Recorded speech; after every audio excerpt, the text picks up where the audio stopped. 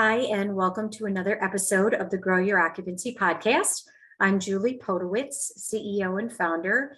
Today, I do not have a guest, but wanted to share some thoughts that I had around a recent personal experience relating to our business, relating to almost everybody listening in today, and that is the loss of a loved one and the process or journey that most of us will go through in our lifetime in caring for or caring about someone who is going through challenging times and living in senior living or living at home and is near end of life. And sharing with you that my father passed away a couple of weeks ago after a 13-day hospital stay and a 6.5-year experience in assisted living.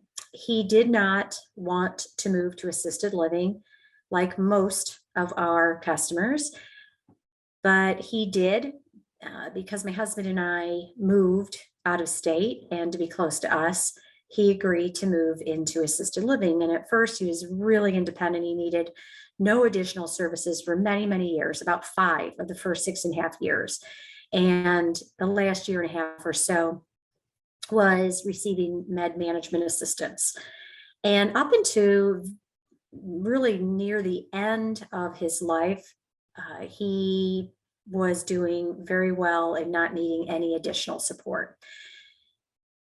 About a month prior to his passing, he had some challenges, and he was admitted to the hospital a couple of times, once very briefly, and then most recently what would end up being the end of his life. And right before he passed, like I said, he was in the hospital for 13 days. And even though I'm pretty aware of all of what's available in the process and having the experience that I do in senior living, I've only ever experienced being a daughter of my father once. And even with all of that knowledge, it's really a difficult time, very emotional, very logistically, so much to sort through during regular life, during work time and family time and other obligations. And of course, my father being in the hospital was the priority of what are we going to do? What am I going to do? I'm his main contact, his POA.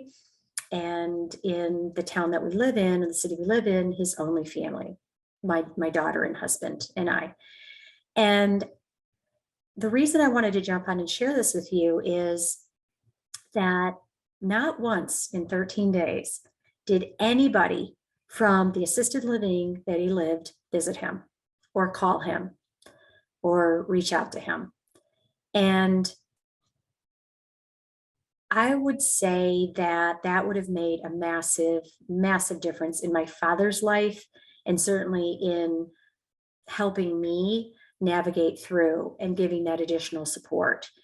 So my message is for those of you in our business who have residents, go to the hospital, go to skilled nursing, or leave the building for anything outside of a personal family gathering, to please make it a priority to visit your residents where they are for so many reasons, for their well-being. My dad missed his home. He missed his extended family, those caregivers. And gosh, a visit would have meant so much to him. And the message it sent me, quite frankly, was we don't really care.